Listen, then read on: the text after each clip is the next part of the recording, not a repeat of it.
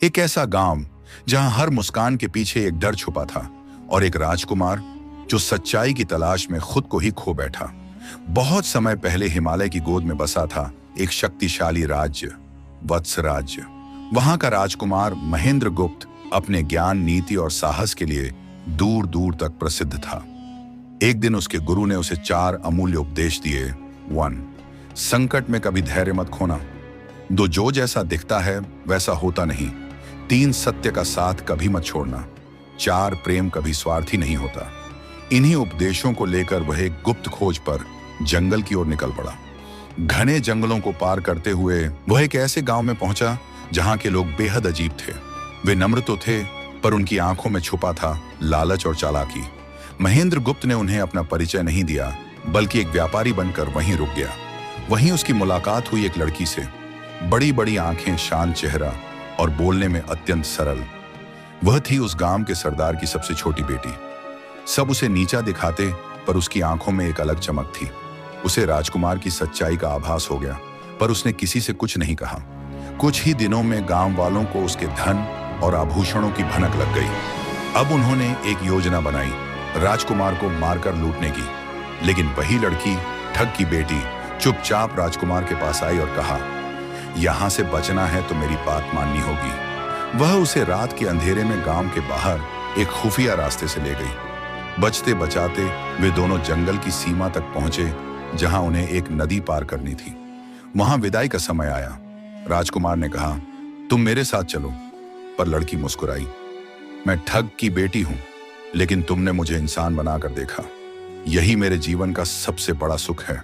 वह लौट गई और महेंद्र गुप्त अकेले राज्य वापस लौट आया। राज्य पहुंचकर उसने अपनी सेना के साथ जंगल के ठगों पर आक्रमण किया। वे सभी पकड़े गए, लेकिन सरदार की बेटी को उसने सम्मान से बुलवाया। दरबार में सबके सामने उसने कहा, जिसे तुम ठग कहते हो उसी ने मुझे जीवन दान दिया, और उसने उस लड़की को अपनी रानी बना लिया। समय बीता। महेंद्र गुप्त और उसकी रानी राज्य को प्रेम, न्याय और नीति से चलाते रहे। एक दिन रानी ने उससे पूछा, क्या तुम्हारे गुरु के उपदेश तुम्हें सही राह दिखा पाए? महेंद्र गुप्त मुस्कुराया, हां, पर 5वां उपदेश मुझे तुमने दिया। प्रेम जब निस्वार्थ होता है तो वो ईश्वर के सबसे पास होता है।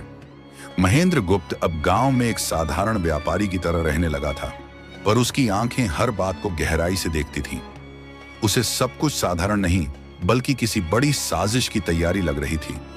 गांव का हर आदमी रात को एक जैसे कपड़े पहनकर कहीं जाता और सुबह लौटकर ऐसे व्यवहार करता जैसे कुछ हुआ ही ना हो। यह गांव किसी रहस्य से कम नहीं था। ठगों का सरदार एक कठोर और निर्मम पुरुष था, जिसके 3 बेटे थे और सबसे छोटी बेटी वही जिसने राजकुमार की जान बचाई थी। उसके बेटे हमेशा नए शिकार की तलाश में रहते थे, पर वो छोटी लड़की, उसके चेहरे पर एक ऐसी शांति थी जो बाकी सब में नहीं थी। राजकुमार अक्सर उसे दूर से देखा करता, एक प्रश्न के साथ, कौन हो तुम? एक रात जब राजकुमार अकेले बैठा हुआ था, वह लड़की चुपचाप पास आई और बोली, तुम राजकुमार हो ना? महेंद्र गुप्त चौंका, पर कुछ बोला नहीं। मैंने तुम्हारी आंखों में सच्चाई देखी है, बाकी सब तो सिर्फ दिखावा है। राजकुमार ने पहली बार किसी पर भरोसा किया और पहली बार उसकी आंखें भीग गईं। उसने लड़की को अपना नाम और उद्देश्य बताया कि वह अपने राज्य के खोए हुए गुप्त मार्ग की खोज में है, जो इस जंगल में कहीं है। उसने कहा, इस गांव के पीछे कोई ऐसा रहस्य है जो मेरी प्रजा से छिपाया गया है। लड़की चुप रही, फिर धीरे से बोली, मैं तुम्हारी मदद करूंगी, पर एक शर्त है। अगर कभी मेरे पिता या भाइयों के सामने मेरी जान को खतरा हुआ तो तुम लड़ने की जगह समझदारी से काम लेना। राजकुमार ने सिर झुकाकर वचन दिया, तुम्हारी रक्षा मेरी पहली जिम्मेदारी है। तभी जंगल के भीतर से नगाड़ों की आवाज आई। ठगों की अगली रात की लूट की तैयारी थी। राजकुमार जान गया, अब समय कम है और खेल बड़ा होने वाला है। अगले दिन लड़की ने राजकुमार को इशारे से बुलाया और कहा, आज रात मैं तुम्हें एक ऐसी जगह ले चलूंगी जहां तुम्हें अपने प्रश्नों के उत्तर मिलेंगे। रात के अंधेरे में दोनों चुपचाप गांव के पुराने मंदिर की ओर बढ़े, जहां कोई नहीं जाता था। उस मंदिर के पीछे झाड़ियों में छिपा था एक गुप्त द्वार। लड़की ने एक पत्थर सरकाया और एक संकीर्ण सुरंग प्रकट हुई। यह रास्ता ठगों के छुपे खजाने और शस्त्रों तक जाता है। राजकुमार स्तब्ध रह गया। सुरंग के भीतर दीवारों पर पुराने चित्र बने थे, राजा वत्सदेव और युद्धों के दृश्य। राजकुमार समझ गया यही उसका राज्य का खोया हुआ गुप्त मार्ग था। पर तभी सुरंग के अंत में एक और झटका इंतजार कर रहा था। ठगों के 3 सिपाही वहां पहले से मौजूद थे। उन्होंने लड़की को पकड़ा और बोले, तू हमारे खून को धोखा दे रही है। राजकुमार को हथियार उठाना पड़ा, लेकिन लड़की चीखी, नहीं, ये युद्ध नहीं, बुद्धि की घड़ी है। राजकुमार ने अपने गुरु का पहला उपदेश याद किया, संकट में धैर्य मत खोना। उसने लड़ाई नहीं की, बल्कि उन्हें राजा के न्याय और इनाम का वादा किया। ठग थोड़ी देर हिचकिचाए, फिर बोले, अगर तू सच्चा है तो कल सुबह गांव के बीच सबके सामने अपनी बात कह। राजकुमार और लड़की रात भर वहीं बैठे रहे। उसने पहली बार लड़की का हाथ थामा और कहा, तुम मेरी सबसे बड़ी शक्ति हो, ठग की नहीं, सच्चाई की बेटी हो। अगले दिन सुबह गांव का सबसे बड़ा फैसला होने वाला था। राजकुमार अकेला और सामने पूरा गांव। सूरज की पहली किरण के साथ पूरा गांव मंदिर के चौक में इकट्ठा हुआ। गांव के ठग सरदार ने आदेश दिया, जो कुछ कहना है सबके सामने कहो। राजकुमार ने निडर होकर कहा, मैं कोई व्यापारी नहीं, राजा वत्सदेव का उत्तराधिकारी महेंद्र गुप्त हूं। लोगों में खलबली मच गई।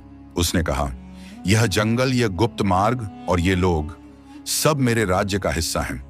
मैं कोई लूटने नहीं आया, बल्कि तुम्हें अंधेरे से निकालने आया हूं। ठगों का सरदार हंसा और बोला, अगर तू राजा है तो इसे साबित कर, पर अगर झूठा निकला तो तेरी और मेरी बेटी दोनों की जान जाएगी। राजकुमार ने 4 उपदेशों के अनुसार अपने निर्णय सुनाए। धैर्य, मैंने लड़ा नहीं, समझाया। विवेक, मैंने गुप्त मार्ग खोला न कि युद्ध। विश्वास, मैंने उस पर भरोसा किया जिसे तुम अपराधी मानते हो। साहस, मैं आज अकेला खड़ा हूं न्याय के लिए।